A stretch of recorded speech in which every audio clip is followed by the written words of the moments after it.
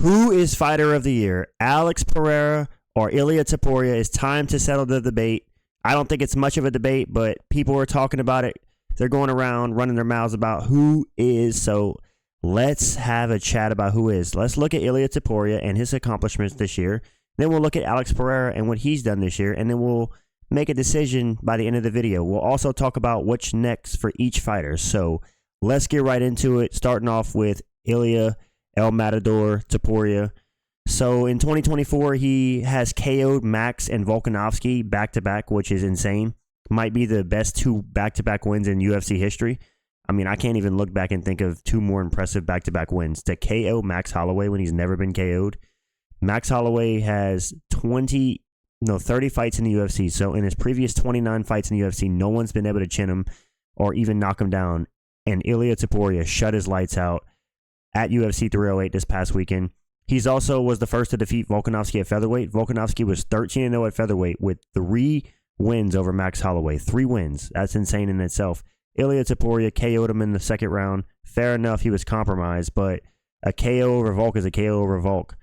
And yeah, Ilia Topuria had a really good run in the UFC in 2024. He might just be the most well-rounded fighter in the UFC, him and Islam Makhachev. Just Ilia Topuria is a beast everywhere. He's amazing in the boxing. He's amazing in the wrestling, amazing in jiu-jitsu. He has power in his hands. Like, no matter where you fight with this guy, it's dangerous. And yeah, man, he just proved to be too much for Max Holloway this past weekend. And so he has 2 knockouts over featherweight greats in 2024. That's his claim to UFC Fighter of the Year. Let's have a look now at Alex Pereira. Alex Pereira, 3 KOs in 2024. He KO'd Jamal Hill. He KO'd Yuri Prohaska. And then he recently KO'd Khalil Roundtree at UFC 307. He is the fastest UFC fighter in the modern era to make 3 title defenses in 175 days, which is insane in itself. He saved UFC 300 and UFC 303, so fought on both of those cards on short notice. So when you compare those two up against each other, in my opinion, you do have to give Fighter of the Year to Alex Pereira. I get the level of competition Ilia knocked out to chin Max Holloway, who's never been chinned before. That in itself is insane, but I don't think it's all about like the competition. If we're talking about who's the greatest fighter of the year, then yeah, Ilia Topuria. But if we're talking about who's just the fighter of the year, I think you have to give that to Alex Pereira. 3 KOs, 3 title defenses and finishing all 3 of them by brutal knockout is insane. All of his knockouts have been brutal. No controversy. Jamal Hill thinks there was controversy at the one at UFC 300, but there wasn't. He got smoked and he got shovel hooked to the face and then pounded out, and Alex Pereira emoted on him, so he's still going around crying about it. But he saved 2 UFC events. That in itself has to say something. I think you have to take that into account. The fact that he was willing to step up on short notice and save 2 UFC events, which if he didn't step up, what were they going to do, you know? They would have scrapped together something else that wouldn't have been that great. And after saving those 2 UFC events, he steps up at UFC 300, KOs Jamal Hill, steps up at UFC 303, KOs Yuri Prohaska again, brutal KO. And then he's like, he didn't have enough this year. Let's go back and KO Khalil Roundtree. I'm pretty sure if it was up to this guy, he'd fight like 6 times a year. But he's 37, so obviously he's got to give his body a rest. In my opinion, the fighter of the year is Alex Pereira, bar none. It's not even close. Listen, I get Ilia had 2 back-to-back knockouts over the consensus best featherweight of all time and Volkanovski, in my opinion. And then Max Holloway, who's a featherweight great, who's never been chinned. I get it. Knocking out Max Holloway is never happened, and he's the first to do it. But there's got to be something said about the activity and delivering knockouts as much as Alex Pereira is. If Ilia Topuria would have fought 3 times and got 3 knockouts, then yeah, I'd probably be saying he's fighter of the year just because of the levels of competition. But I think you have to give it to Alex Pereira. I get it that, like I said, the competition's not there as much as Ilia Topuria, but he got 3 KOs and 3 title defenses in the fastest time in the modern era in UFC history. So there's something to be said about that.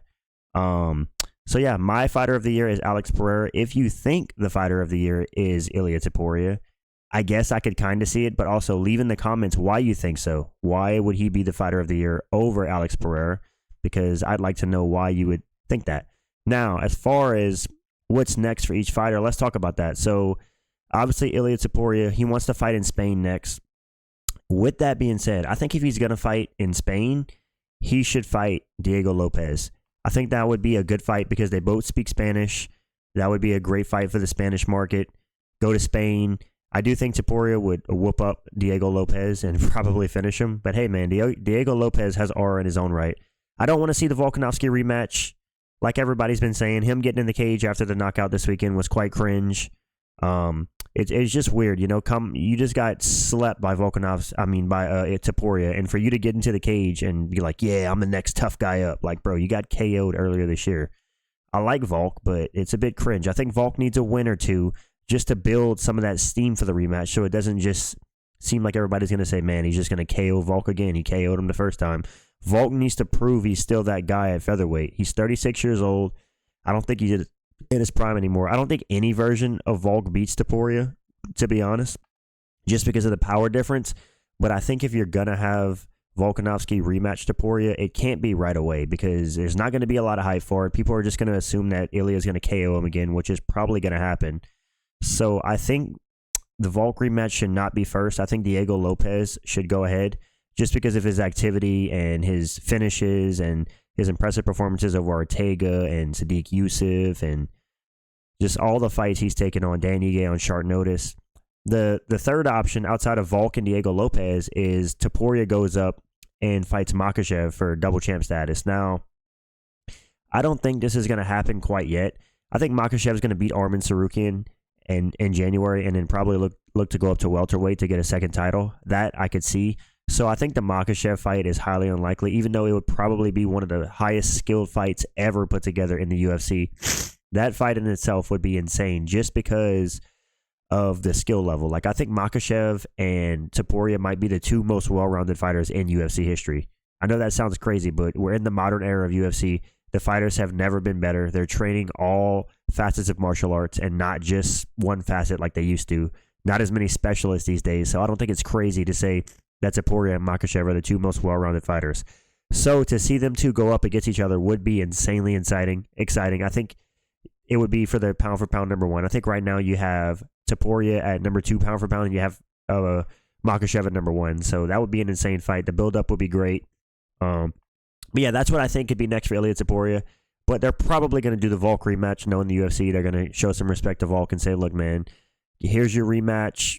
It's going to be his last chance at gold. And yeah, so probably going to see Volk versus Ilia sometime the middle of next year. Let's go on to Alex Pereira. What's next for him? Listen, 3 KOs in 2024. I think he said he wants to take some time off until March. He has some advertisement obligations to tend to, but it's obvious. What's next for Alex Pereira? It's got to be Magomed Ankalaev. And listen, that version of Magomed Ankalaev that fought this weekend at UFC 308, I think Alex Pereira KOs him. I'm going to be honest. I wasn't too impressed with Magomed Ankalaev. He did what he had to get the win. He comfortably beat Alexander Rakic, in my opinion, 29-28. I think Rakic won the first round and Ankalaev won the last 2, which I predicted to happen. But listen, Ankalaev has an extremely long win streak at light heavyweight, which is impressive in itself because not getting beat at light heavyweight is tough just because of the knockout power they possess in those higher weight classes. So it's obvious. If he's going to fight again at light heavyweight, Pereira has to fight Ankalaev. There's no one else that deserves it. Otherwise, I think his other option would be to move up to heavyweight. If he were to move up to heavyweight, I'm sorry, but if he were to fight Tom Aspinall or John Jones, they would just sprint across the octagon, take him down immediately, and probably submit him. The wrestling skill gap would just be too high, in my opinion. It would be cool to see him become a 3-weight champion, but it's just unlikely. Like, these guys, Aspinall and Jones, have been training jiu-jitsu their entire life. There's no way a kickboxer is going to come up to heavyweight, be smaller, and be able to be elusive enough to not get taken down. Tom Aspinall actually said he's going to he's going to rugby tackle Alex Pereira right at the beginning of the fight. Tom Aspinall is smart. He's not taking no chances. But listen, most likely we're going to see Pereira versus Ankalaev in March or April, sometime early next year. And yeah, I think Pereira is going to get the knockout versus Ankalaev. Ankalaev has knockout power in his own right, but I haven't been impressed too much with Ankalaev recently. His most impressive win in like the last 2 years is a knockout over Johnny Walker. Who hasn't knocked out Johnny Walker at this point? I think Ankalaev's a really good light heavyweight, but if he doesn't mix in the grappling and wrestling with Alex Pereira, he will get KO'd on the feet, mark my words. He's talking about how Alex Pereira is chinny and that he needs he would knock him out on the feet. He wouldn't need a grapple. But listen, Ankalaev, I think he knows he's going to grapple if he fights Alex Pereira. But yeah, that's my thoughts, guys, on who's the fighter of the year, Ilia Topuria or Alex Pereira. For me, it's not really a debate. I think you have to give it to Alex Pereira. A lot of people are putting too much weight, in my opinion, on how great the wins of Ilia Topuria is versus just saving UFC cards, knocking out everybody, most title defenses in the modern era in 175 days. So that's my opinion, guys. Let me know what you think in the comments. If you do think Topuria is the fighter of the year, let me know why. Leave a like on the video if you enjoyed. Subscribe. We're almost at 300 subscribers, so thank you guys for that. And yeah, I'm out.